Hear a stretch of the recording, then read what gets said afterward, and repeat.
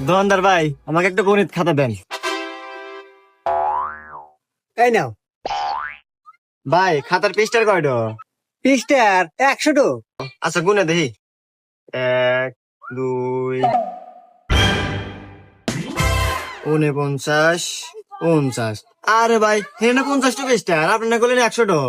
আরে ভাইয়া উপরে কোনো লাগে না তো, আমি তোমাকে দেখাই।